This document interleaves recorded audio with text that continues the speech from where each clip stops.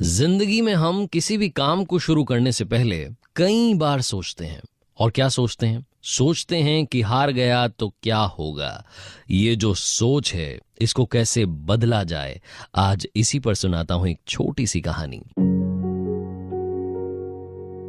Hi guys, मेरा नाम है आरजे कार्तिक। ये कहानी एक स्टैंड अप कॉमेडियन की, एक ऐसा स्टैंड अप कॉमेडियन जो बड़ा पॉपुलर होता जा रहा था। उसके शोज के लिए भीड़ लगती थी, टिकट्स के लिए मारामारी होती थी, लोग चाहते थे कि एक बार जाकर के सेल्फी क्लिक करवा लें, एक बार जाकर के उससे मिल लें। धीरे धीरे धीरे उसकी पॉपुलैरिटी बढ़ती चली जा रही थी। कई सारी मैगजीन्स उसका इंटरव्यू करना चाहती थी। एक बार एक मैगजीन को उसने अपॉइंटमेंट दी, रिपोर्टर आया और आकर के सवाल जवाब करने लगा। जैसा कि होता है हर इंटरव्यू में, सामने वाले को मालूम नहीं होता कि उससे क्या क्या पूछा जा सकता है। वैसे ही एक बाउंसर इस मैगजीन के रिपोर्टर ने स्टैंड अप कॉमेडियन की तरफ दे मारा। उसने बोला कि सर एक बात बताइए, आप ऐसा कौन सा रिकॉर्ड है जिसे तोड़ना चाहते हैं? अब इस स्टैंड अप कॉमेडियन के पास में कोई जवाब नहीं था, इसने कुछ सोचा भी नहीं था। तो इसने कहा कि भाई ऐसा कुछ तो मैंने सोचा नहीं है। तो रिपोर्टर ने कहा कि सर कुछ तो बताइए, मतलब कुछ तो हमें लिखना होगा, कुछ तो हमें बताना होगा। फिर इस स्टैंड अप कॉमेडियन ने काफी सोचा और बोला कि एक रिकॉर्ड है जिसे मैं तोड़ना चाहता हूं, 1 मिनट में सबसे ज्यादा वर्ड्स बोलने का। रिपोर्टर ने फटाफट से वो जवाब लिख दिया, मैगजीन छप गई, इंटरव्यू आ गया, काफी लोगों ने पढ़ा, न्यूज चैनल्स ने उसको देखा। तो उनको लगा, न्यूज चैनल वालों को, कि ये तो बहुत बड़ा मुद्दा हो सकता है। न्यूज चैनल ने डिबेट चला दी कि क्या कोई बंदा 1 मिनट में सबसे ज्यादा वर्ड्स बोल सकता है। इस बात पर पोल होने लगा, सोशल मीडिया पर ट्रेंडिंग होने लगा। इस स्टैंड अप कॉमेडियन के लिए बहुत बड़ी आफत आ गई। ये सब देख रहा था, इसको लग रहा था कि क्या ड्रामा चालू हो गया है। तभी इसके पास में एक न्यूज चैनल से कॉल आता है और वहां से कॉल पर कहा जाता है कि सर आज शाम 8 बजे आपको खुला चैलेंज दिया गया है, हमारे शो में आइए और 1 मिनट में सबसे ज्यादा वर्ड्स बोलकर दिखाइए। इसको लग रहा था कि ये क्या मुसीबत आ गई है, क्या किया जाए। ओपन चैलेंज चल रहा है, जाना तो पड़ेगा। रात 8 बजे से पहले 7:30 के लगभग इसके घर के बाहर न्यूज चैनल की गाड़ी आ गई इसको लेने के लिए। गाड़ी में बैठा, धक धक कर रहा था इसका दिल, इसे समझ नहीं आ रहा था कि होगा क्या। ये यही सोच रहा था कि हार गया तो क्या होगा, हार गया तो क्या होगा, हार गया तो क्या होगा। न्यूज चैनल के ऑफिस के बाहर पहुंचा, गाड़ी से बाहर निकला और सोचने लगा कि हार गया तो क्या होगा। जैसे जैसे इसके कदम अंदर की तरफ बढ़ रहे थे, ये अपनी सोच को धीरे धीरे बदल रहा था। फिर इसने सोचा कि हार गया तो क्या होगा, क्या हो जाएगा? ज्यादा से ज्यादा ये होगा कि लोग कहेंगे कि फालतू की बातें करता है। इसने जबरदस्ती इतनी बड़ी फेंक दी कि मैं 1 मिनट में सबसे ज्यादा वर्ड्स बोलने का रिकॉर्ड तोड़ दूंगा। क्या होगा, लोग मेरे बारे में थोड़े टाइम के लिए बुरा कह देंगे। इससे ज्यादा बुरा कुछ नहीं हो सकता। ये बंदा स्टैंड अप कॉमेडियन स्टूडियो में पहुंचा, शो शुरू होने वाला था, 8 बजने वाली थी। इसने एक बार फिर से सोचा और अब की बार सोचा कि अगर जीत गया तो क्या होगा। अभी जहां पहुंचा हूं यहां से और ऊपर चला जाऊंगा और ज्यादा पॉपुलर हो जाऊंगा, दुनिया मुझे जानने लगेगी। शो शुरू हुआ, 8 बजी, 1 मिनट का चैलेंज आया और इस बंदे ने कमाल कर दिखाया। सबसे ज्यादा वर्ड्स 1 मिनट में बोल के दिखा दिए। उसके बाद इसे खुद पर यकीन हुआ कि जीत गया तो क्या होगा, यही सोचना जरूरी है। ये छोटी सी कहानी हम सबको बहुत बड़ी बात बताती है। जिंदगी में बदलनी है तो अपनी सोच बदलिए। कई बार हम यही सोचते रह जाते हैं कि हार गया तो क्या होगा, और वो जो सोच रहे होते हैं धीरे धीरे धीरे धीरे हम पर इतना हावी हो जाता है कि हमारे आसपास वही होने लगता है जो नेगेटिव हम सोच रहे थे। लाइफ में पॉजिटिव सोचना शुरू कीजिए। जीत गया तो क्या होगा, जब ये फीलिंग आपके अंदर आएगी तो ऐसी कोई मंजिल नहीं जो आप पा नहीं सकते। आरजे कार्तिक बस यही कहेगा, कर दिखाओ कुछ ऐसा कि दुनिया करना चाहे आपके जैसा। किसी ने बड़े कमाल की बात कही है कि मांगना ही छोड़ दिया हमने वक्त से, क्या पता उसके पास इनकार का भी वक्त ना हो।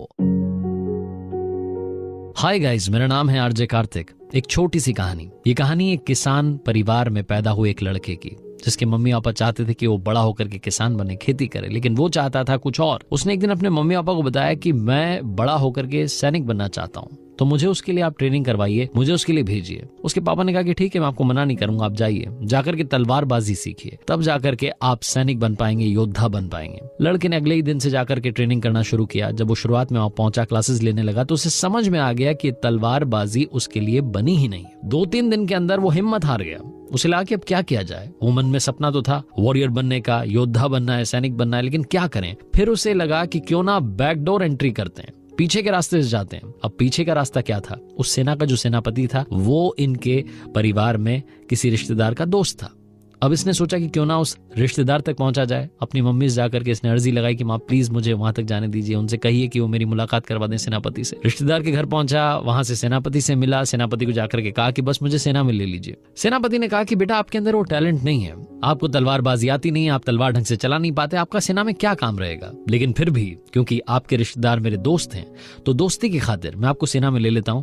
आप रिजर्व्ड फोर्स में रहेंगे, आपका काम नहीं होगा, आप बस आराम कीजिएगा, बहुत कम आप लोगों की जरूरत पड़ेगी, मुश्किल है कि आपकी कभी जरूरत भी पड़े। लड़का खुश हो गया कि चलो भाई सैनिक की वर्दी मिल जाएगी, काम भी नहीं करना है, युद्ध में भी नहीं जाना है, आराम करेंगे, आराम से रहेंगे, रिजर्व फोर्स के साथ रहेंगे, बहुत मुश्किल से कभी मौका मिलेगा युद्ध में जाने का, वो तब की तब देखेंगे। रिजर्व फोर्स में शामिल हो गया। साल पर साल बीतते गए। एक बार उस राज्य पर बहुत बड़ा हमला हुआ। अब सारी फोर्सेस, जितनी सेनाएं थी, सबको युद्ध के मैदान में उतरना था। ये लड़का भी मैदान में उतरा, तलवार चलानी आ नहीं रही थी, इसके चक्कर में बहुत बड़ी मुश्किल हो गई और शाम में इसे सेनापति के सामने पेश किया गया। सारे सैनिक इसको बुरी बुरी सुनाने लगे।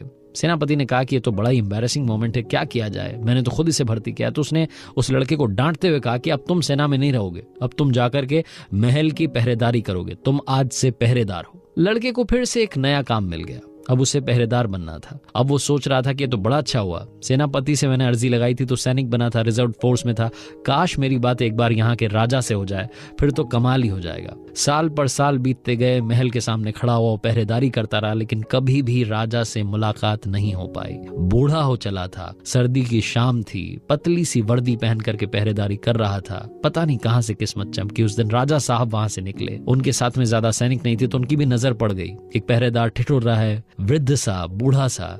राजा उसके पास आया और आकर के बोला कि आपको ठंड नहीं लग रही? तो उस पहरेदार ने कहा कि मुझे बड़ी ठंड लग रही है, लेकिन क्या करूं साहब, सालों से इसी वर्दी में सर्दी बिताता आ रहा हूं।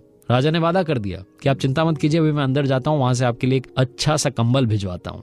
राजा साहब अंदर गए, व्यस्त हो गए, इस बात को भूल गए।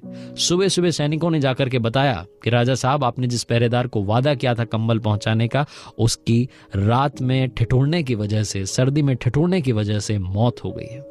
राजा दौड़ा चला आया, आकर के देखता है पहरेदार की लाश पड़ी हुई थी और लाश के पास में मिट्टी पर उंगली से कुछ लिखा हुआ था। वहां लिखा हुआ था कि राजा साहब, मैं सालों से सर्दी में रात बिताते चला आ रहा था, लेकिन कल रात में आपने कंबल का वादा किया और उस वादे के चक्कर में मुझे ज्यादा ठंड लगने लगी। मुझे लगा कि कंबल आएगा और उसी वादे के चक्कर में, उसी वादे के सहारे में रात बिताता रहा। मैं कमजोर पड़ता गया और अब मेरी जान जा रही है। छोटी सी कहानी बहुत बड़ी बात सिखाती है। सहारे इंसान को खोखला कर देते हैं। सहारे लेना बंद कीजिए, खुद की ताकत को आजमाना शुरू कीजिए, तभी आप कमाल कर पाएंगे। आरजे कार्तिक बार बार कहता है, फिर से कहूंगा, कर दिखाओ कुछ ऐसा कि दुनिया करना चाहे आपके जैसा। लाइफ में कभी ना कभी एक बार तो आपको भी लगा होगा, अगर अभी नहीं लगा तो पहले लगा होगा। हो सकता है अभी भी आप सोचते हो कि जिंदगी में कोई ना कोई ऐसा है जिसकी वजह से मेरी ग्रोथ रुकी हुई है, कोई मेरे आसपास ऐसा है जिसने मेरा रास्ता रोक रखा है। हाय गाइस, मेरा नाम है आरजे कार्तिक। अगर आपको लगता है कि आपका रास्ता किसी ने रोक रखा है तो ये कहानी सिर्फ और सिर्फ आपके लिए है। एक बार एक प्राइवेट कंपनी के दरवाजे के बाहर नोटिस बोर्ड पर एक लेटर चिपका। सुबह सुबह जब एम्प्लॉइज पहुंचे तो देख करके शॉक्ड रह गए। उस लेटर पर लिखा था कि आज उनकी डेथ हो गई है जिनकी वजह से आपका रास्ता रुका हुआ था, जिन्होंने आपकी ग्रोथ रोकी हुई थी, आज वो हमें छोड़कर चले गए हैं। ऑफिस के कॉन्फ्रेंस हॉल में अंतिम संस्कार की क्रिया शुरू होगी। फ्यूनरल के लिए ले जाएं उससे पहले आप अंतिम दर्शन कर सकते हैं, वहां डेड बॉडी रखी हुई है। ऐसा करके पूरा उस पर लिखा हुआ था। जैसे जैसे एम्प्लॉय सुबह आ रहे थे, पढ़ रहे थे, शॉक्ड हो रहे थे। पहली बात तो उन्हें दुख हो रहा था कि उनमें से कोई एक चला गया, कौन चला गया पता नहीं चल रहा था। दूसरी बात, वो ये जानने के लिए उत्सुक थे, एक्साइटेड थे कि कौन है जिसने हमारा रास्ता रोक रखा था, जो यहां से चला गया, हमें छोड़ करके चला गया। सारे एम्प्लॉयज ने ये चेक करने की कोशिश की कि जल्द से जल्द मालूम चल जाए, लेकिन ऑफिस में तैयारी कुछ इस तरीके से की गई थी कि एक बार जो कॉन्फ्रेंस हॉल में जा रहा था, जब वो बाहर निकल रहा था तो दूसरे किसी व्यक्ति के संपर्क में आ नहीं पा रहा था। लाइन बड़ी लंबी लग चुकी थी, सिक्योरिटी बुलानी पड़ गई, धीरे धीरे एक करके लोग जाने लगे। जब वो अंदर जा रहे थे और जब बाहर निकल रहे थे तो उनके चेहरे पर उदासी थी, गमगीन थे। ऐसा लग रहा था कि उन्हें कोई बहुत बड़ा झटका लगा है। उसी ऑफिस में एक बंदा ऐसा था जो दिन भर इस बात से परेशान रहता था कि मेरा काम फलाना की वजह से नहीं हो पाता, उसकी वजह से नहीं हो पाता, इसकी वजह से नहीं हो पाता। वो बड़ा खुश हो रहा था, उसे लग रहा था कि चलो यार फाइनली कोई तो गया जिसने मेरा रास्ता रोक रखा था। उसकी बारी आई, वो कॉन्फ्रेंस हॉल में गया, अंदर जाकर के देखता है कि एक कॉफिन रखा हुआ था। वो गया, जाकर के कॉफिन को उठाया, जैसे ही उसने ढक्कन खोला वो शॉक्ड रह गया। वहां अंदर कोई भी बॉडी नहीं थी। उस कॉफिन में मिरर लगा हुआ था और उस मिरर के पास में एक कागज चिपका हुआ था। उस लेटर पर लिखा था कि जिंदगी में आप ही हैं जिसने आपका रास्ता रोक रखा है। आपने खुद की ग्रोथ को रोका हुआ है। आपको अपनी उन कमजोरियों को पहचानने की जरूरत है। ये पढ़ने के बाद वो व्यक्ति शर्म से लाल हो गया। उसे उस दिन समझ में आया कि वो दिन भर जो कमियां निकालता रहता था, आखिर में कमी तो उसी में थी। छोटी सी कहानी बहुत बड़ी बात सिखाती है। जिंदगी में कमी हर किसी के अंदर है। उस कमी को ढूंढना शुरू कीजिए, ना कि आप दिन भर ये कहते रहें कि हमारे ऑफिस में माहौल सही नहीं है, मैं पढ़ाई नहीं कर पाता क्योंकि घर का माहौल ठीक नहीं है, घर में शोर मचता रहता है। ऑफिस का माहौल ठीक तब होगा जब आप अंदर से ठीक होंगे, अपने आप को तैयार करेंगे। जिंदगी में इंसान हमेशा अंदर की कमजोरियों से हारता है, इसलिए खुद को तैयार कीजिए और आसपास के माहौल को दोष देना बंद कीजिए, क्योंकि वो आप ही हैं जिसने अपना रास्ता रोक रखा है। आरजे कार्तिक बस यही कहेगा, कर दिखाओ कुछ ऐसा कि दुनिया करना चाहे आपके जैसा। किसी ने बड़े कमाल की बात कही है कि यूं ही नहीं होती जिंदगी में तब्दीलियां, रोशन होने के लिए मोम को भी पिघलना पड़ता है। हाय गाइस, मेरा नाम है आरजे कार्तिक। एक छोटी सी कहानी। ये कहानी है राजा विक्रम की। राजा विक्रम को अपने राज्य में उत्तराधिकारी का चुनाव करना था। बड़ा आसान होता अगर उनके बच्चे कम होते, लेकिन उनके 100 बच्चे थे। अब 100 बच्चों में से किसी एक को चुनना बड़ा ही मुश्किल टास्क था। रानी को भी सभी बच्चों से बराबर प्यार था, राजा को भी सभी बच्चों से बराबर प्यार था। रानी ने एक बार सुझाव दिया कि क्यों ना हम राज्य के टुकड़े कर दें, सब बच्चों में बराबर हिस्सा बांट दें। राजा ने कहा कि ये तरीका अच्छा नहीं होगा, हम प्रजा को अपने अपने हाल पर नहीं छोड़ सकते, हमें किसी एक को राजा चुनना होगा, किसी एक को राजा बनाना होगा। और तुम चिंता मत करो, मैं कुछ ना कुछ ऐसा करूंगा कि इन सब में से जो सर्वश्रेष्ठ है वो सामने निकल करके आ जाएगा। रानी ने कहा ठीक है, फिर आपकी मर्जी, आपको जो करना है आप कीजिए। राजा ने ऐलान करवा दिया कि अब राज्य का उत्तराधिकारी चुनने का समय आ गया है। सभी राजकुमारों के लिए एक भोज रखा जाएगा और उसके बाद में उत्तराधिकारी का चुनाव कर लिया जाएगा। अब प्रजा चक्कर में पड़ गई कि कोई प्रतियोगिता तो रखी नहीं है, सिर्फ भोज रख दिया है। अब खाना खाने से कैसे पता चलेगा कि कौन सा राजकुमार अच्छा है? लेकिन राजा ने शायद कुछ और सोच रखा था। वो शाम आई, जब भोज का समय था। सारे राजकुमार तैयार होकर के प्रांगण में आ गए। 100 राजकुमारों के लिए 100 थालियां लग गईं, पकवान बन गए, सब कुछ तैयार था। उनके सामने थालियां परोस दी गईं। वो खाना खाने ही वाले थे कि अचानक से वहां बहुत सारे शिकारी कुत्ते आ गए। अब राजकुमारों में हलचल मच गई। वो इधर उधर भागने लगे, तितर बितर हो गए। कुछ डर करके भाग गए, कुछ शिकारी कुत्तों का शिकार करने के लिए निकल पड़े। कुल मिलाकर के युद्ध सा माहौल बन गया। वो शाम जैसे तैसे बीत गई। जब प्रजा को मालूम चला कि वहां पर तो शिकारी कुत्ते आ गए थे, तो प्रजा सोच में पड़ गई। जनता सोचने लगी कि अब तो कैसे राजा मिलेगा। लेकिन अगले दिन राजा विक्रम ने ऐलान किया कि आज शाम में दरबार लगेगा और भरे दरबार में घोषणा की जाएगी कि राज्य का राजा कौन होगा। जनता को समझ नहीं आ रहा था कि राजा साहब ने उत्तराधिकारी चुन कैसे लिया है, कहां से इन्होंने चुनाव कर लिया है, क्योंकि खाना तो हुआ नहीं, भोजन हुआ नहीं, चुनाव हुआ नहीं। कौन सी प्रतियोगिता थी जिससे परिणाम निकल आया है? खैर, शाम का वक्त आया, दरबार सज चुका था, मंत्री बैठे हुए थे, जनता आकर के दरबार में बैठ गई थी। हर कोई इंतजार कर रहा था उस अनाउंसमेंट का, जब मालूम चलने वाला था कि हमारा अगला राजा कौन होगा। राजा साहब ने एक एक करके सारे राजकुमारों को बुलाया और उनसे पूछना शुरू किया कि कल का भोज कैसा रहा, कल का खाना कैसा था। पहले राजकुमार ने, जो सबसे ज्येष्ठ थे, सबसे बड़े थे, वो गुस्सा होने लगे। उन्होंने बोला कि क्या तरीका है पिताजी, कल आपने देखा होगा जब हम खाना खाने के लिए बैठे, भोज शुरू होने वाला था, तभी अचानक से शिकारी कुत्ते आ गए। हमारे पहरेदार इतने निकम्मे हो गए हैं कि वो शिकारी कुत्तों को रोक नहीं पाए। हमें खुद जाकर के 3-4 का शिकार करना पड़ा। कितनी मुश्किल घड़ी थी।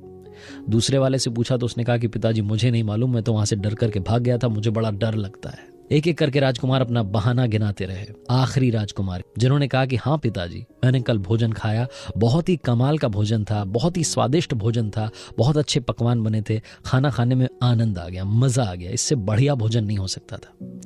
हर कोई वहां पर अचंभे में पड़ गया, शॉक्ड था, समझ नहीं पाया कि इन भाई साहब ने कैसे खाना खा लिया। राजा ने भी पूछा कि जरा बताइए दरबार को कि आपने कल भोजन कैसे किया। तो वो जो राजकुमार थे जिनका नाम शांतनु था, उन्होंने कहा कि कल महाराज वहां 100 थालियां लगी थीं।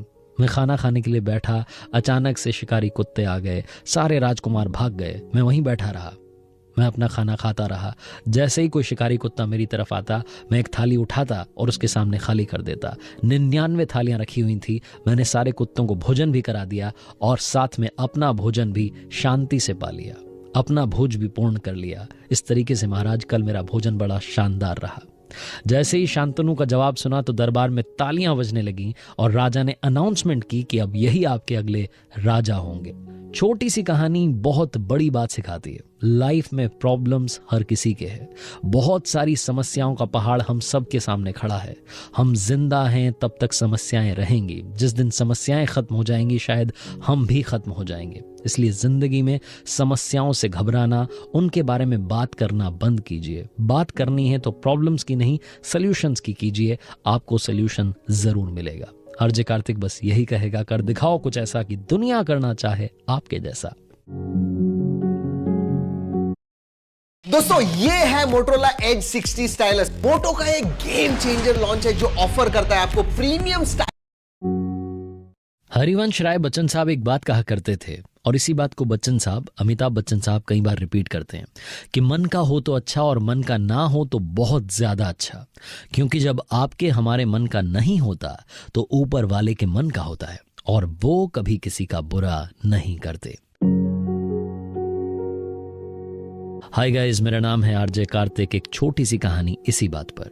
ये कहानी एक ऐसे व्यक्ति की जो गांव से शहर आया था, नौकरी के लिए लगातार इंटरव्यूज दे रहा था लेकिन उसका सिलेक्शन नहीं हो रहा था। उसे लग रहा था कि अब वापस गांव चले जाना चाहिए। एक आखिरी मौका उसके पास बचा था, एक आखिरी इंटरव्यू बाकी था। वो कंपनी में पहुंचा, लंबी लाइन थी, उसका नंबर आया, उससे सवाल जवाब किए गए। काफी सारे सवाल जवाब के बाद उसे लगा कि अब उसका सिलेक्शन हो जाएगा। उसने सभी सवालों के सही जवाब दिए। तभी इंटरव्यूअर ने पूछा कि आपकी ईमेल आईडी क्या है। इस व्यक्ति के पास में अपनी कोई ईमेल आईडी नहीं थी। इसने कहा कि मेरे पास कोई ईमेल आईडी नहीं है। इसे वहां से रिजेक्ट करके भेज दिया गया। इसे कहा गया कि आपके पास ईमेल आईडी नहीं है और आप यहां जॉब करना चाहते हैं। उस कंपनी से बाहर निकला तो दरवाजे पर खड़ा होकर के सोचने लगा कि क्या किया जाए। लगातार मुझे फेलियर मिल रहा है, लगातार मुझे निराशा हाथ लग रही है। कोई भी व्यक्ति वहां होता उसके दिमाग में 40-50 उल्टे ख्याल आते। इसके दिमाग में भी ख्याल आने ही वाले थे कि अचानक से इसका हाथ अपनी पॉकेट की तरफ गया। इसने देखा कि इसके पास में 100 रुपए का एक नोट रखा था। ये व्यक्ति वहां से सीधा चला गया सुपरमार्केट, वहां जाकर के टमाटर खरीदे और उसी शहर के कॉलोनी में जाकर के टमाटर बेचना शुरू किया। शाम तक इसके सारे टमाटर बिक चुके थे। 120 रुपए इसकी जेब में थे। अगले दिन फिर से इसने ऐसा ही किया, 120 रुपयों से टमाटर खरीदे, फिर से बेचना शुरू किया। शाम तक 150 रुपए कमा चुका था। इस तरीके से रोजाना पैसे बढ़ते गए, बचत होने लगी। धीरे धीरे धीरे साल 2 साल के अंदर इसने अपनी एक छोटी सी दुकान खोल ली। 4-5 साल के अंदर बिजनेस इतना ग्रो कर गया कि अपना खुद का एक छोटा सा सुपरमार्केट खोल लिया। काफी सालों तक यही बिजनेस करता रहा। धीरे धीरे उस शहर में इसका एक बहुत बड़ा सुपरमार्केट खुल चुका था। हर किसी को लगता था कि ताजी सब्जियां चाहिए, अच्छी सब्जियां चाहिए तो इन्हीं के सुपरमार्केट में जाना होगा। एक दिन ही बैठा हुआ था, इसको ख्याल आया कि क्यों ना इतने बड़े बिजनेस का इंश्योरेंस करवाया जाए। इतना बड़ा बिजनेस खुल चुका है, इसका इंश्योरेंस करवाना बहुत ज़रूरी है।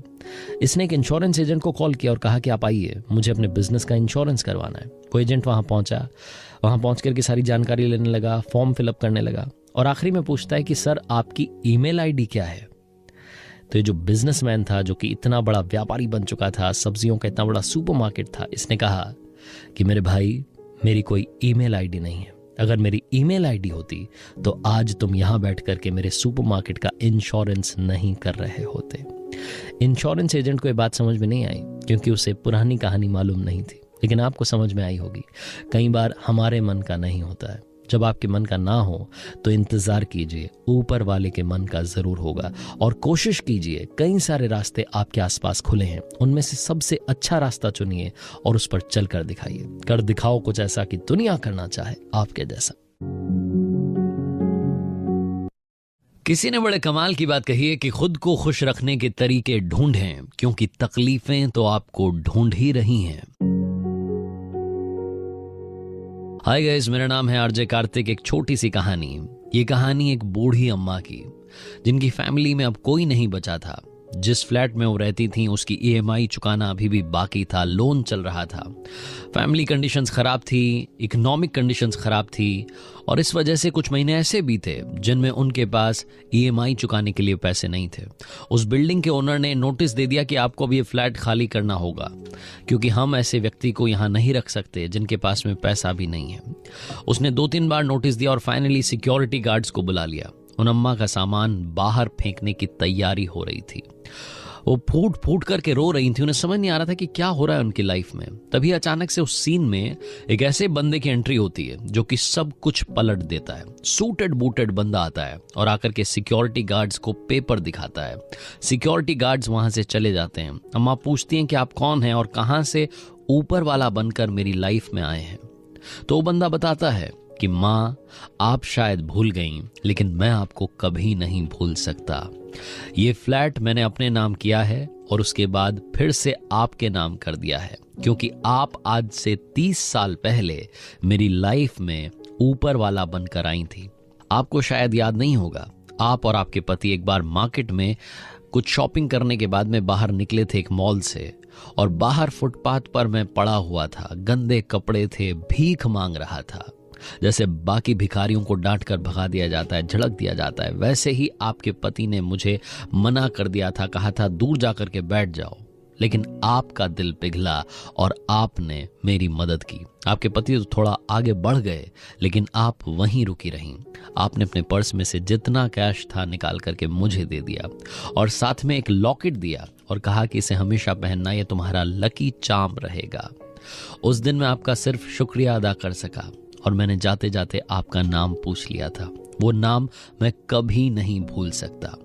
आप तो उस वक्त मेरी मदद करके चली गईं, लेकिन आपने जो पैसे मुझे दिए थे मैंने उनका सही इस्तेमाल किया। मैंने पढ़ाई करना शुरू किया, अपने आप की जिंदगी को संवारना शुरू किया। इन 30 सालों में काफ़ी कुछ मेरे साथ हुआ।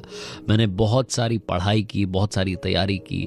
धीरे धीरे मैं इस लायक बन गया कि अपना बिजनेस शुरू कर दिया। आज रियल एस्टेट सेक्टर में एक बहुत बड़ा बिजनेसमैन बन गया हूँ। कल मेरे ऑफिस में लैपटॉप पर एक फाइल खुली हुई थी जिसमें उन लोगों के नाम थे जिनके फ्लैट्स खाली करवाए जाने थे। अचानक से वो नाम मुझे दिखा जिसने मेरी जिंदगी बदल दी। आपके बारे में सारी डिटेल्स निकलवाई और यहाँ पहुँच गया। फटाफट से फ्लैट खरीदा और ये फ्लैट फिर से आपके नाम कर दिया। आपने मेरी जिंदगी संवारी थी। मैं नहीं चाहता कि अब इस उम्र में आपकी कोई जिंदगी बर्बाद करे। ये लॉकेट जो कि आपने मुझे उस वक्त दिया था, ये लकी चार्म वाला लॉकेट अब मैं आपको दे रहा हूं। आप हमेशा मुस्कुराएं मां, मेरी बस यही आपके लिए कामना है। छोटी सी कहानी बहुत बड़ी बात सिखाती है। जिंदगी में दुआएं कमाइए, क्योंकि पैसा तो हर कोई कमाता है। जब आप दुआएं कमाएंगे तो पैसा अपने आप बढ़ता चला जाएगा। आप खुद समझ नहीं पाएंगे, इतनी कृपा आपकी लाइफ में अचानक आने लगेगी। लाइफ में गुड विशेस का होना बहुत ज्यादा जरूरी है। और याद रखना, ज्ञान सबके पास है, बांटनी हो तो मुस्कान बांटिएगा। कर दिखाओ कुछ ऐसा कि दुनिया करना चाहे आपके जैसा। किसी ने बड़े कमाल की बात कही है कि काश जिंदगी में समस्याएं भी व्हाट्सएप स्टेटस की तरह होती, जो 24 घंटे में खुद ब खुद डिलीट हो जाती। हाय गाइस, मेरा नाम है आरजे कार्तिक। एक छोटी सी कहानी। ये कहानी गरीब परिवार में रह रहे बच्चे की, जिसकी फैमिली में खाने पीने के लाले थे, जिसके परिवार में बहुत कम पैसा था। एक दिन पिताजी ने इस बच्चे को बुलाया और कहा कि बेटा एक काम करना, ये पुरानी सी टी शर्ट है, इसको आज मार्केट में जाकर के बेच करके आना। क्या लगता है आपको कितने की होगी? उस बच्चे ने टी शर्ट को देखा और बोला कि $1 की होगी। तो पापा ने कहा बेटा आपको आज इसे $2 में बेच करके आना है। लड़के को समझ नहीं आया कि पापा ने कौन सा टास्क दिया। फिर उसे याद आया कि उसकी फैमिली कंडीशंस बहुत खराब थी, तो उसने सोचा कि फैमिली की मदद करने का इससे बढ़िया मौका नहीं मिलेगा। वो लड़का बाहर जा चुका था, आसपास ढूंढने लगा किसको बेचूं किसको बेचूं। फिर उसे लगा कि टी शर्ट तो वाकई में बहुत गंदी है, इसको $2 में तो कोई नहीं खरीदेगा। वो लड़का वापस घर में आया, घर में जो पुराने कपड़े रखे थे उसके नीचे उस टी शर्ट को रख दिया। उनके घर में आयरन तो थी नहीं, प्रेस करने का इससे बढ़िया तरीका नहीं था। वो टी शर्ट थोड़ी सी ठीक हो गई, उसकी सलवटें मिट गई। अब वो टी शर्ट को लेकर के स्टेशन पहुंच गया, वहां जाकर के बेचने की कोशिश करने लगा। शाम तक फाइनली वो टी शर्ट बिक गई, $2 में बेच दी। घर आया, पापा को आकर के $2 दिए। लड़के को लगा कि पापा खुश होंगे, लेकिन पापा ने कोई रिएक्शन नहीं दिया, पापा चुप रहे। अगले दिन पापा ने फिर से एक पुरानी टी शर्ट निकाली और इस लड़के से कहा कि बेटा आज आपको फिर से ये टी शर्ट बेचने के लिए जाना है, और आज $2 में नहीं बल्कि $20 में ये $1 वाली टी शर्ट बेच करके आनी है। आप इन्हें बताया था कि $1 की है, अभी $1 वाली टी शर्ट आप $20 में बेच करके आएंगे। लड़के को अब की बार तो कुछ समझ में नहीं आ रहा था, पूरा ब्लैंक था, उसे समझ नहीं आ रहा था क्या करना है। फाइनली उसने फिर से अपना दिमाग लगाया, तो उसको लगा कि एक काम करता हूँ। उसके घर में एक पुराना मिकी माउस का स्टिकर रखा था, उसने उस टी शर्ट पर उस मिकी माउस के स्टिकर को चिपका दिया। वो टी शर्ट अब मिकी माउस वाली बन गई थी। वो लड़का उस टी शर्ट को लेकर के गया और एक बड़े से स्कूल के सामने खड़ा हो गया, जहां पर अमीरों के बच्चे पढ़ा करते थे। स्कूल की छुट्टी हुई, सारे बच्चे बाहर निकले, उनके मम्मी पापा उन्हें लेने के लिए आए हुए थे। उनमें से एक बच्चे की नजर पड़ी इस टी शर्ट पर जिस पर मिकी माउस बना था। उस बच्चे ने अपने पापा से जिद की कि पापा मुझे वो टी शर्ट चाहिए। पापा ने देखा कि एक छोटा सा बच्चा टी शर्ट बेचने के लिए खड़ा हुआ है। वो आए, उन्होंने देखा कि टी शर्ट बड़ी अच्छी थी, मिकी माउस का स्टिकर था, बड़ी क्रिएटिविटी दिखाई गई थी, तो बड़े खुश हुए। उन्होंने $20 भी दिए और साथ में $5 की टिप दी कि बेटा ये आपके लिए। अब वो $1 की टी शर्ट ये लड़का $25 में बेच चुका था। इसे लग रहा था कि आज तो पापा बहुत ज्यादा खुश होंगे। ये पहुंचा घर पर, जाकर के पापा को बताया कि पापा $1 वाली टी शर्ट आज $25 में बेच दी है।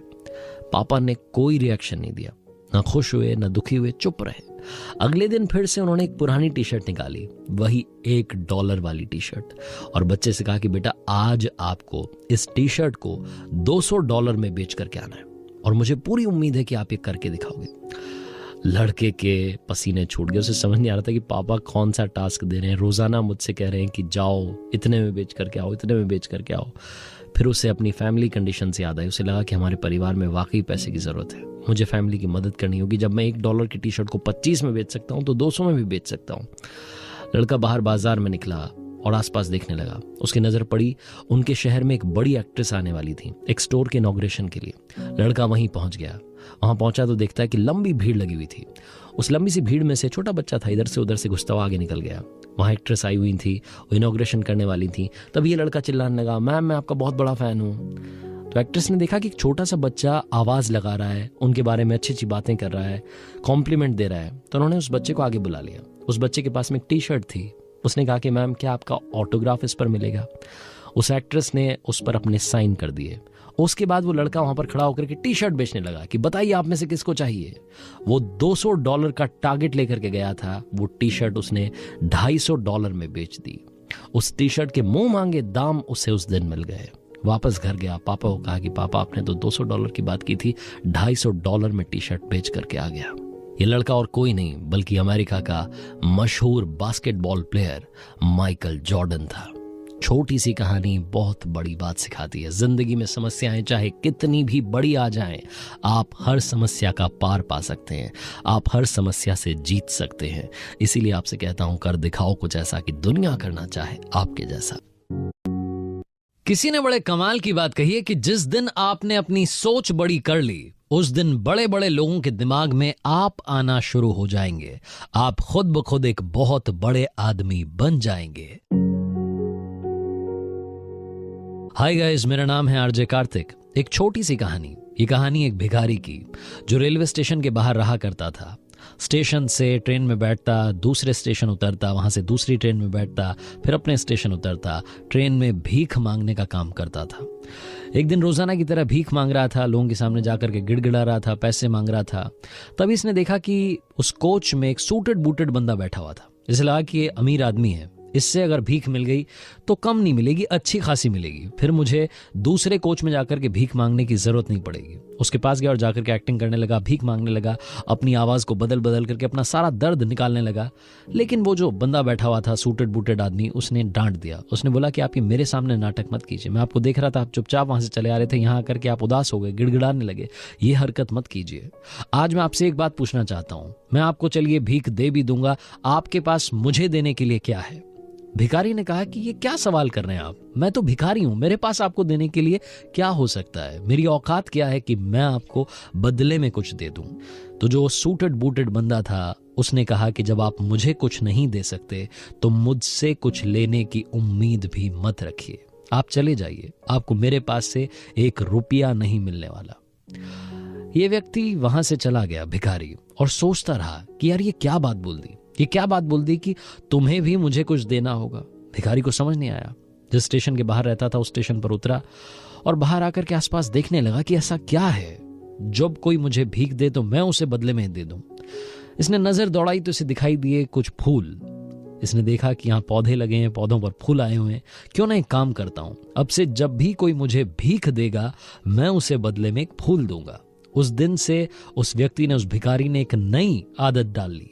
जब भी वो भीख मांगता, अगर उसे भीख में पैसे मिलते तो वो सामने वाले को एक फूल देता। सामने वाले को बड़ा अच्छा लगता कि यार ये पहला भिखारी है जो भीख देने के बदले में कुछ ना कुछ दे रहा है। भिखारी को भी अच्छा लगने लगा कि चलो लोगों को मेरा काम पसंद आ रहा है, लोगों को मेरी सोच पसंद आ रही है। एक दिन फिर से वो ट्रेन में था, उस कोच में था जहां उसे अमीर, वो सूटेड बूटेड बंदा दिखाई दिया था। एक बार फिर से उस दिन वही व्यक्ति दिखाई दिया।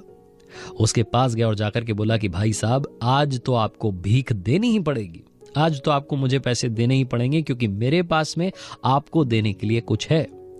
अब उस अमीर व्यक्ति ने, सूटेड बूटेड बंदे ने सोचा कि यार इसके पास में मुझे देने के लिए क्या हो सकता है। उसने भरोसा किया और उस व्यक्ति को भीख दे दी। जैसे उसने भीख दी वैसे ही भिखारी ने अपने पास में से निकाल करके एक फूल दे दिया और कहा कि लीजिए, ये मेरी तरफ से आपके लिए। उस व्यक्ति को अच्छा लगा। उसने कहा कि अब एक बात और सुनो, एक बात का और ध्यान रखना। बात यह है कि अब तुम अपनी सोच को बड़ा करो। क्यों नहीं तुम व्यापारी बन जाते? क्यों नहीं तुम बड़े बिजनेसमैन बन सकते हो? तुम बड़ा काम कर सकते हो। अपनी सोच को बदलने के बारे में सोचना। भिखारी को फिर से वो कुछ बता करके बंदा वहां से चला गया। भिखारी ट्रेन से उतरा, अपने स्टेशन पर आया। स्टेशन पर बाहर आने के बाद में सोचने लगा कि ये क्या बोल के चला गया, मैं बड़ा बिजनेसमैन बन सकता हूं। भिखारी को मालूम नहीं कहां से एनर्जी मिली, वो जोर से चिल्लाया कि मैं बहुत बड़ा व्यापारी हूं। और उसके बाद से, उस दिन से उसने भीख मांगना छोड़ दिया, फूलों का बिजनेस करने लगा। छोटा छोटा काम चलने लगा, धीरे धीरे दुकान बड़ी होने लगी। एक दिन ऐसा आया कि वो बहुत बड़ा बिजनेसमैन बन गया। रेलवे स्टेशन पर इस तरफ से एक सूटेड बूटेड बंदा आ रहा था, इस तरफ से ये भिखारी जो कि बड़ा आदमी बन चुका था, ये जा रहा था। वही व्यक्ति इससे फिर से टकराया जिसने इसे काफी कुछ सिखाया था। उसको जाकर के बोला कि भाई साहब नमस्ते, पहचाना? मैं वही भिखारी। तो उसने कहा कि नहीं नहीं, मैं आपको कहाँ पहचाना, आपसे कब मिला हूं मैं? तो इस भिखारी ने कहा कि शायद आप भूल गए, आपकी और मेरी 2 बार मुलाकात हुई है। पहली बार आपने मुझे सिखाया था कि जिंदगी में लेन देन क्या होता है, और दूसरी बार जब मैं आपसे मिला था तो आपने मुझे सिखाया था कि सोच बड़ी करना क्या होता है। छोटी सी कहानी बहुत बड़ी बात सिखाती है। जिस दिन आपने अपनी सोच बड़ी कर ली, आप बहुत बड़े व्यक्ति बन जाएंगे। सारा खेल सोच का है। अपनी सोच को तंदुरुस्त कीजिए, बुलंद कीजिए और कर दिखाओ कुछ ऐसा कि दुनिया करना चाहे आपके जैसा। किसी ने बड़े कमाल की बात कही है कि वक्त की सबसे खूबसूरत बात यह है कि अच्छा चल रहा हो या बुरा चल रहा हो, वक्त बड़ी जल्दी कट जाता है। हाय गाइस, मेरा नाम है आरजे कार्तिक। आज सुनाता हूं आपको वक्त पर एक छोटी सी कहानी। ये कहानी है एक राजा की। एक ऐसा राजा जिसने हर युद्ध में जीत हासिल की थी। छोटे छोटे राज्यों को हरा करके अपने राज्य का विस्तार करता जा रहा था, अपने राज्य को बड़ा करता जा रहा था। ऐसा नहीं था कि अपने राज्य में डेवलपमेंट नहीं करवाता था, वहां भी विकास के काम करवाता था। राजा को प्रजा बड़ा पसंद करती थी। इसी बात से राजा को थोड़ा घमंड आ गया। उसको लगा कि अब तो मुझे कोई हरा नहीं सकता, अब तो मैं हर युद्ध में जीत हासिल करूंगा। एक दिन अपने कुछ सैनिकों के साथ में घूमने के लिए निकला हुआ था, तभी उसे एक बाबा जी दिखाई दिए। बाबा जी के पास गया, जाकर के बाबा जी को प्रणाम किया। बाबा जी ने कहा कि बेटा, हम तुमसे खुश हैं, तुम्हें कुछ देना चाहते हैं। राजा ने कहा हाँ जी बताइए, आप क्या देना चाहते हैं? तो बाबा जी ने उस राजा को एक ताबीज दिया और कहा कि इसे अपने गले में पहन लेना। इस ताबीज में एक मंत्र है, इस ताबीज को तब खोलना जब तुम सबसे ज्यादा मुश्किल में हो। जब तुम्हें लगे कि तुम्हारी आंखों के सामने अंधेरा है, अब तुम्हारी जिंदगी खत्म होने वाली है, तब तुम ये ताबीज खोलना। राजा ने कहा, जो आज्ञा। मन ही मन राजा सोच रहा था कि बाबा जी कहाँ ताबीज के चक्कर में पड़े हैं। मैं ऐसा राजा बन चुका हूं जिसे कोई हरा नहीं सकता, जिससे सिर्फ और सिर्फ जीत हासिल होगी। आस पड़ोस के जितने राज्य के राजा थे वो मन ही मन सोच रहे थे कि यार क्या किया जाए, कैसे इस पर अटैक किया जाए, कैसे इसको हराया जाए। सभी राजाओं ने मिलकर के प्लानिंग बनाई कि क्यों ना सब साथ मिलकर के युद्ध में आते हैं। सारे राजाओं की सेना जब सामने आई, जब विशाल सेना ने आक्रमण किया, तो ये राजा घबरा गया, हारने की कगार पर पहुंच गया। युद्ध भूमि से डरता हुआ, भागता हुआ जंगल में निकल गया। रास्ता भटक चुका था, इसे लगा था कि अब सब कुछ खत्म हो गया है। यह राजा वहां छुपने के लिए जगह ढूंढने लगा। तभी इसे वहां पर एक गुफा दिखाई दी। गुफा में जाकर के बैठ गया, छिप गया और इंतजार करने लगा कि कुछ अच्छा हो जाए। इसकी सांसें ऊपर नीचे हो रही थी, दिल धक धक कर रहा था, जैसे लग रहा था कि इसका अंतिम समय आने वाला है। ये घबराया हुआ था कि अचानक से इसे घोड़े के टापों की आवाज सुनाई देने लगी। इसे लगा कि दुश्मन देश के सैनिक, उनके घोड़े अब इसकी गुफा की तरफ आ रहे हैं। अचानक से इसे लगा कि जैसे सब कुछ खत्म हो गया है।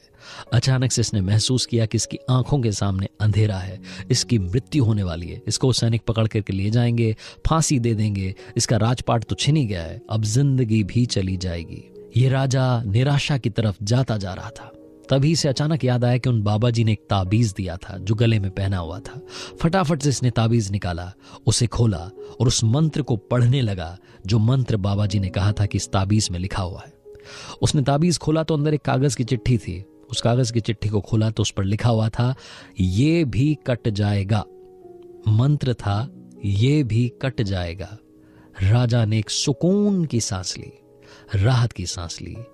एक बार फिर से ऊपर वाले का धन्यवाद किया कि भगवान आपका धन्यवाद, आपने मुझे जिंदा तो रखा। हे ऊपर वाले, आपका शुक्रिया। राजा ने एकदम से महसूस करना शुरू किया कि उसके अंदर पॉजिटिविटी आ गई है। उसे वो जो घोड़े के टापों की आवाज सुनाई दे रही थी वो भी अब दूर जाने लगी।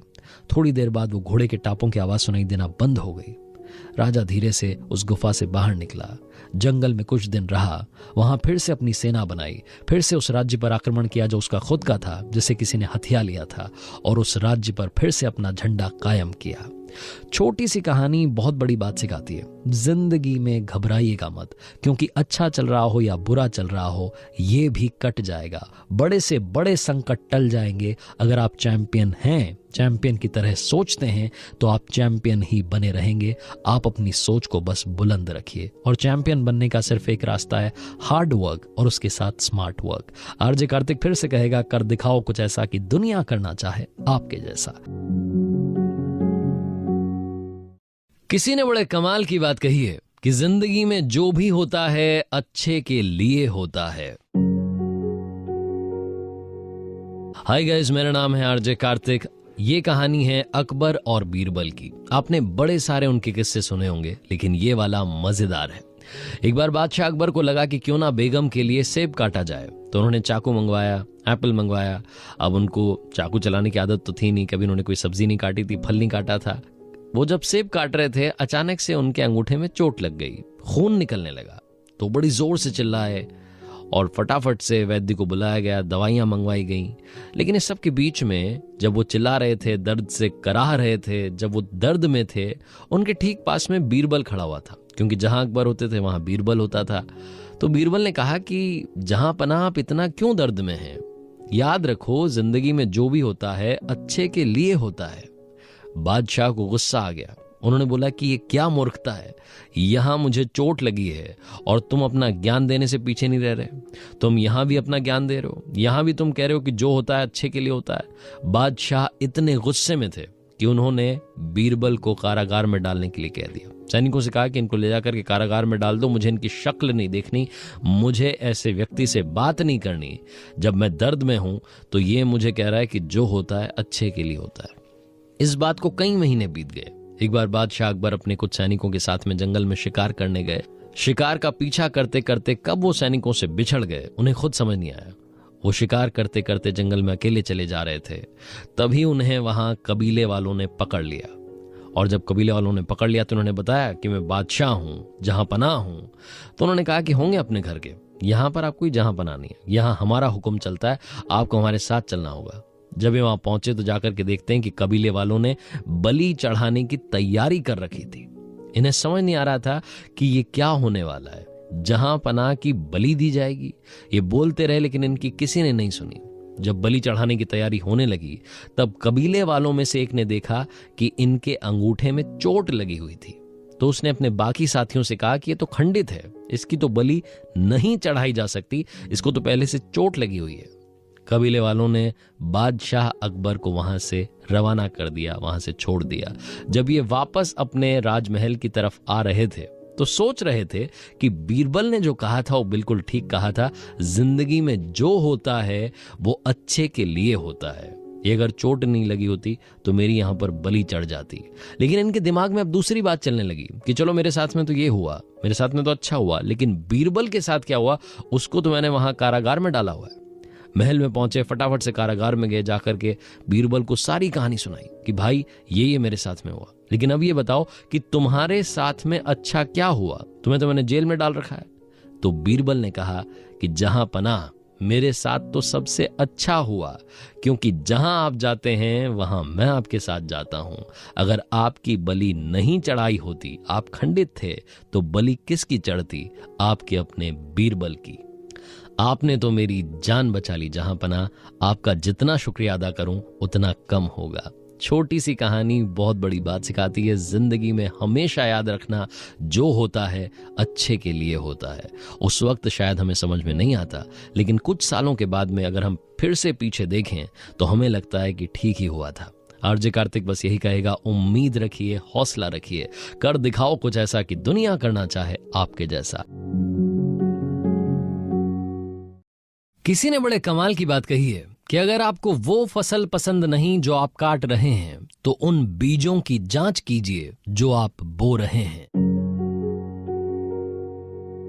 हाय गाइस, मेरा नाम है आरजे कार्तिक। एक छोटी सी कहानी। ये कहानी एक अमीर महिला की जो साइकियाट्रिस्ट के पास जाया करती थी, रेगुलर जाया करती थी सेशंस के लिए। जब भी सेशन होता था उसके बाद में जब बाहर निकलती थी थोड़ा सा रिलैक्स फील करती थी, लेकिन हफ्ते 10 दिन में फिर से उनको लगता था, तनाव महसूस होता था, फिर से वो साइकियाट्रिस्ट के पास जाती थी। एक दिन वो अपना सेशन खत्म करके जाने ही वाली थी कि उन्होंने अपने साइकियाट्रिस्ट से पूछा कि सर एक बात बताइए, मेरे पास इतना पैसा है, मैं इतनी अमीर हूं, फिर भी मैं खुश क्यों नहीं हूं? फिर भी मुझे 10 दिन में, 8 दिन में आपके पास सेशन के लिए क्यों आना पड़ता है? तो जो साइकियाट्रिस्ट थे उन्होंने कहा कि मैम आप फिर से बैठिए, आधे घंटे का वक्त और लगेगा। एक छोटी सी कहानी आपको और सुनाऊंगा, और ये कहानी मैं नहीं सुनाऊंगा, ये कहानी सुनाने के लिए मैं बुलाता हूं किसी को। साइकियाट्रिस्ट ने आवाज लगाई। उनके घर में जो काम करने वाली अम्मा थी वो आई और आकर के नमस्ते करने लगी। साइकियाट्रिस्ट ने कहा कि मैम अब आप कहानी सुनेंगे, लेकिन ये कहानी अम्मा की होगी। अम्मा से कहा कि अम्मा बैठिए। अम्मा ने चेयर ली, वो बैठ गई और साइकियाट्रिस्ट ने कहा कि अम्मा बताइए, इन मैम को बताइए कि आपकी जिंदगी में क्या हुआ था और आज आप यहां तक कैसे पहुंची। अम्मा ने अपनी कहानी सुनाना शुरू किया। अम्मा ने कहा कि मैम मेरी लाइफ में सब कुछ बुरा हुआ है। मेरा पति शराब पी करके घर आता था, मारपीट करता था। उसको कई बार समझाने की, उसकी शराब छुड़वाने की कोशिश की, लेकिन कुछ नहीं हो पाया। एक दिन ज्यादा शराब पीने की वजह से वो बीमार पड़ गए। उनका इलाज चला, उनके इलाज के लिए पैसे की जरूरत थी। मैंने घर घर जाकर के काम करना शुरू किया, लेकिन वो बच नहीं पाए, उनकी मृत्यु हो गई। उनके जाने के बाद मेरे परिवार में मेरा एक बच्चा था जिसको पढ़ाने के लिए मैंने रात दिन एक कर दिया। अलग अलग जगह जाकर के काम करती थी, रेस्टोरेंट्स में जाती थी, ढाबों में जाती थी, घर में जाकर के साफ सफाई पूरी कोशिश की। उसके लिए भी मैंने पूरी कोशिश की, उसका पूरा साथ देने की। लेकिन एक दिन जब वो स्कूल से घर आ रहा था तो किसी गाड़ी ने उसे टक्कर मार दी और उसकी भी मृत्यु हो गई, उसकी भी डेथ हो गई। उसके भी चले जाने के बाद मैं दुनिया में अकेली पड़ गई। मुझे समझ नहीं आया कि मेरी लाइफ का क्या मकसद है, मेरे होने का क्या मतलब है। लेकिन फिर भी मुझे जीने के लिए पैसों की जरूरत थी। मैंने काम करना जारी रखा, अलग अलग घर जाती थी, खाना बनाती थी, बर्तन मांजती थी, साफ सफाई करती थी। मुझे समझ नहीं आ रहा था कि जिंदगी में हो क्या रहा है। एक दिन बारिश हो रही थी, मैं अपने घर की तरफ आ रही थी। मैंने देखा कि मेरे पीछे पीछे एक बिल्ली का बच्चा चला आ रहा है। भीगती हुई बारिश में ठिठुरता हुआ बच्चा मेरे साथ साथ मेरे घर के दरवाजे तक आ गया। मैं अंदर चली गई, लेकिन वो बच्चा वहीं दरवाजे पर बैठा रहा। मैंने देखा कि उसे भूख लगी है। दूध गर्म करके उसके सामने मैंने रख दिया। वो बच्चा फटाफट से सारा दूध चट कर गया। ये देख करके पता नहीं क्यों अचानक से मेरे चेहरे पर मुस्कान आ गई, और जैसे ही मेरे चेहरे पर मुस्कान आई मुझे याद आया कि मैं कई सालों में पहली बार हंसी थी। मुझे लगा कि एक बिल्ली के बच्चे की मदद करने पर मैं इतना मुस्कुरा सकती हूँ, इतना खुश हो सकती हूँ, तो अगर मैं इंसानों की मदद करना शुरू करूंगी तो मेरी जिंदगी का मतलब बदल जाएगा, मेरे होने का मतलब बदल जाएगा। उस दिन से मैंने लोगों की मदद करना शुरू किया। एक बार एक व्यक्ति बीमार था, उनके लिए दवाई लेकर के आ गई। एक बार एक भाई साहब बीमार थे, हॉस्पिटल में थे, उनके लिए खाना बना करके वहां तक पहुंचा दिया। छोटे छोटे जो डॉग्स होते हैं उनके लिए मैं बिस्किट का पैकेट खरीदती हूँ, उन तक पहुँचाती हूँ, उनकी मदद करती हूँ, उन भूखों को खाना खिलाती हूँ।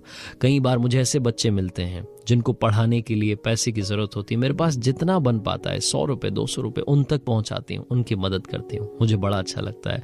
और साहब के यहाँ जब से काम कर रही हूँ तब से तो मेरी तनख्वाह भी बढ़ गई है। साइकेट्रिस्ट ने जब ये पूरी कहानी अम्मा ने सुना ली, उसके बाद में उन अमीर महिला से कहा कि मैम शायद अब आप समझी होंगी जीने का मतलब क्या है, असली खुशी क्या है, रियल हैप्पीनेस क्या है। जिंदगी में सबसे बड़ी खुशी है जब आप किसी की मदद करेंगे और आपको जो सुकून मिलेगा, उससे बड़ी खुशी इस दुनिया में कभी भी आपको पैसे से भी नहीं मिल सकती। छोटी सी कहानी बहुत बड़ी बात सिखाती है। बांटनी है तो मुस्कान बांटिए, ज्ञान सभी के पास है। अपनों के प्यार के साथ, ऊपर वाले के आशीर्वाद के साथ, अपने हौसले के साथ कर दिखाओ कुछ ऐसा कि दुनिया करना चाहे आपके जैसा। किसी ने बड़े कमाल की बात कही है कि जरा संभल कर चलें, क्योंकि तारीफों के पुल के नीचे मतलब की नदी बहती है। हाय गाइस, मेरा नाम है आरजे कार्तिक। एक छोटी सी कहानी, ये कहानी एक राजा की, जिसके बारे में ये कहा जाता था कि उसके दरबार में जो भी जाता था वो खुश होकर के वापस आता था, उसकी बात सुनी जाती थी, समझी जाती थी। बाकी आसपास के राज्यों के राजा भी इस राजा से सीखने के लिए आते थे कि आप ऐसा क्या करते हैं, आपके पास में वो कौन सी शास्त्र विद्या है जो आप इस्तेमाल में लेते हैं और सब कुछ ठीक हो जाता है। दुखी से दुखी आदमी आपके पास आता है तो खुश होकर के जाता है। आसपास के राजाओं को लगता था कि इस बंदे की कभी ना कभी किसी ऐसे व्यक्ति से जरूर मुलाकात होगी जो दुखी था और दुखी ही रहेगा। और एक दिन ये बात सच हो गई। राजा अपने कुछ सैनिकों के साथ में भ्रमण पर निकला हुआ था।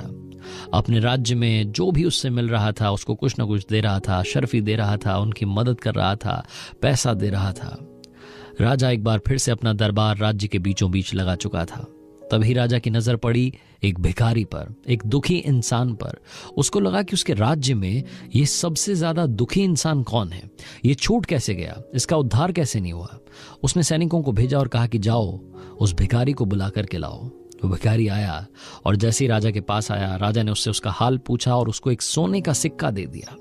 अब राजा के मन में चलने लगा कि जब मैंने इसे एक सोने का सिक्का दे ही दिया है तो इसकी जिंदगी में अब कुछ न कुछ तो बदल जाएगा। ये भिखारी अगर इस सोने के सिक्के का सही इस्तेमाल कर लेगा, कोई व्यापार शुरू कर देगा तो इसकी जिंदगी संवर जाएगी। राजा ने यही सोच करके उस सोने का सिक्का भिखारी को दे दिया। भिखारी बड़ा खुश हुआ, उसने जिंदगी में पहली बार सोने का सिक्का देखा था। भिखारी खुशी के मारे झूमता हुआ, नाचता हुआ जा रहा था। राजा ये सब देख रहा था। भिखारी फिर से जाकर के वहीं बैठ गया जहां बैठा हुआ था, नाली के पास। उस सिक्के को उछालने लगा और उस सिक्का गलती से नाली में गिर गया। अब वो भिखारी उस सिक्के को ढूंढने लगा। उसने पूरी कोशिश कर ली लेकिन वो सिक्का नहीं मिला। राजा ये सब देख रहा था और राजा को लग रहा था कि ये सबसे बुरा हुआ। उस भिखारी की मदद करने का मौका मुझे ऊपर वाले ने दिया था, मैंने उसकी मदद भी की, लेकिन उसकी गलती से सोने का सिक्का गुम हो गया। फिर राजा को लगा कि क्यों ना इसकी एक बार फिर से मदद की जाए। सैनिकों को भेजा और फिर से उसे बुलाया और भिखारी को एक और सोने का सिक्का दिया।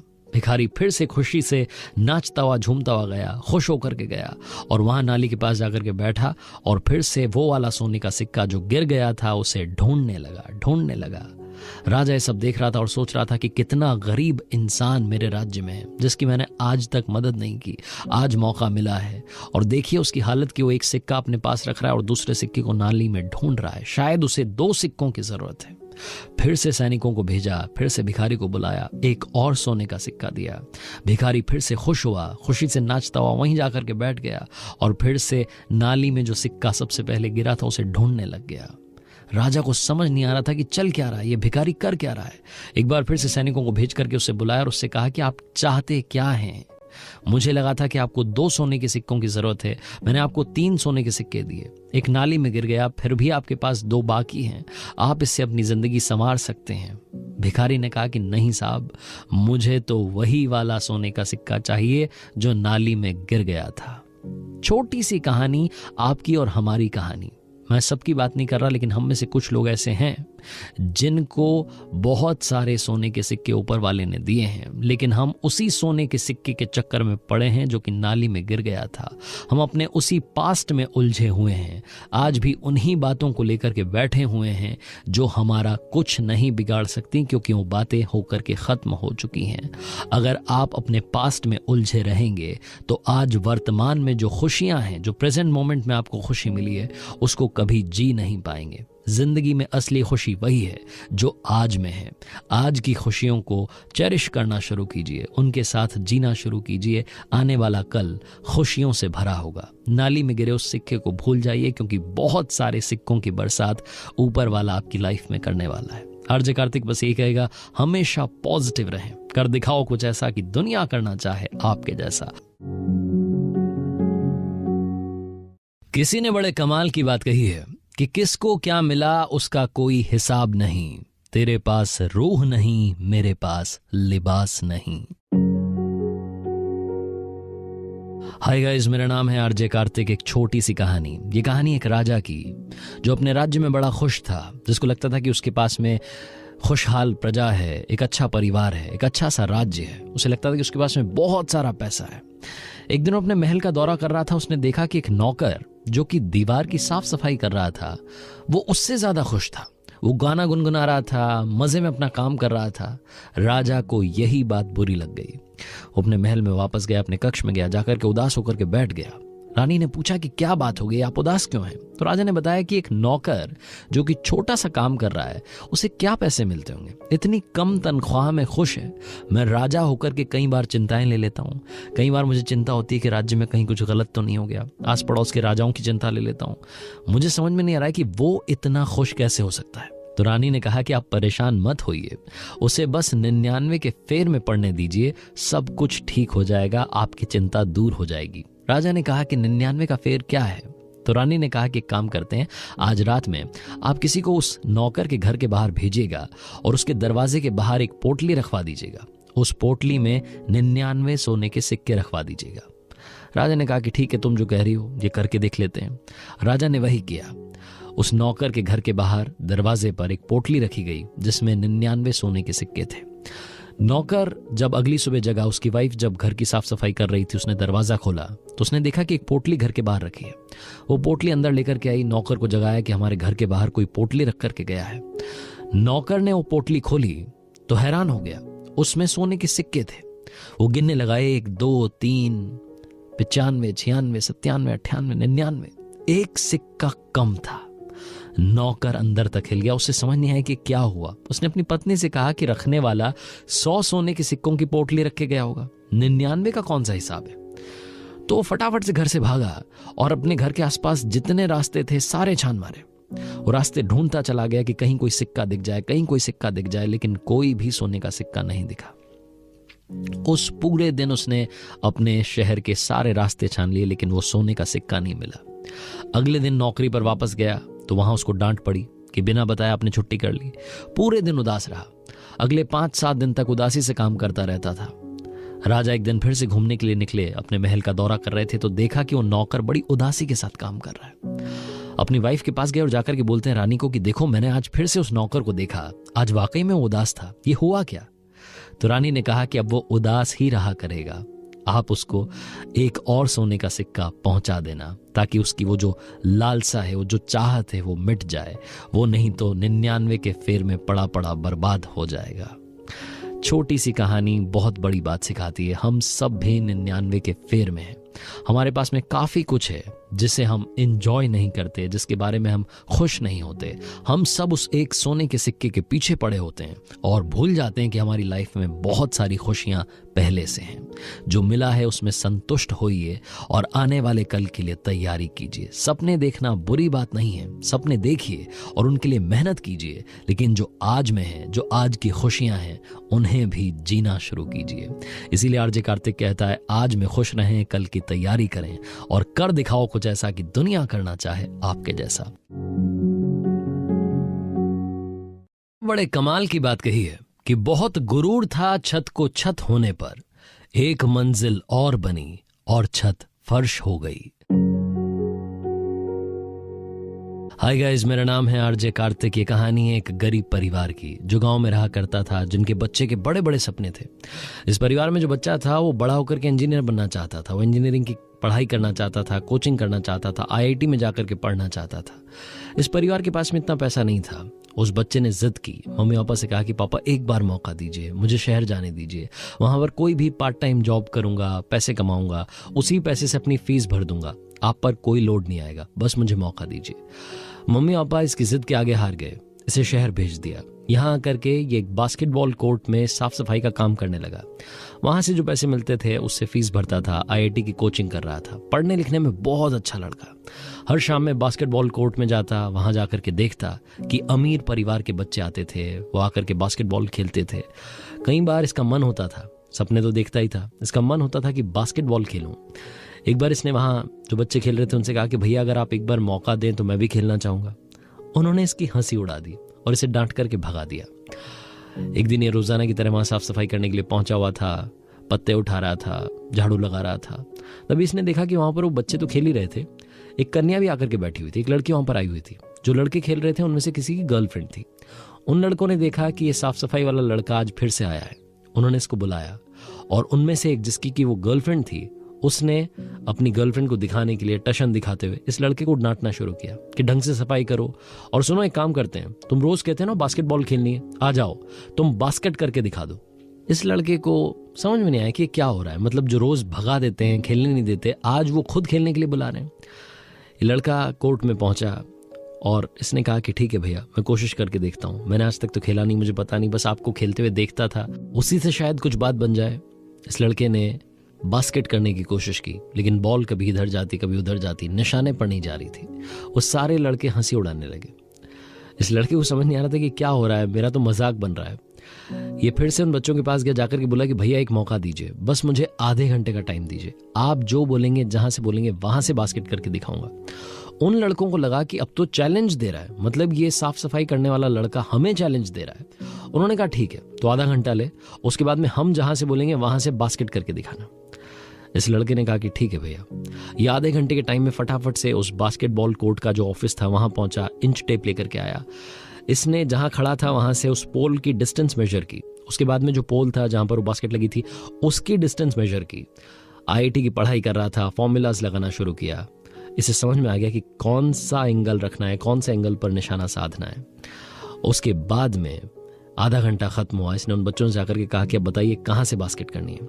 और उसके बाद में तो जहां से बच्चे बोल रहे थे वहां से बास्केट कर रहा था। मतलब क्या हाफ कोर्ट, जहां से उन्होंने बोला वहां से इसने बास्केट करके दिखा दी।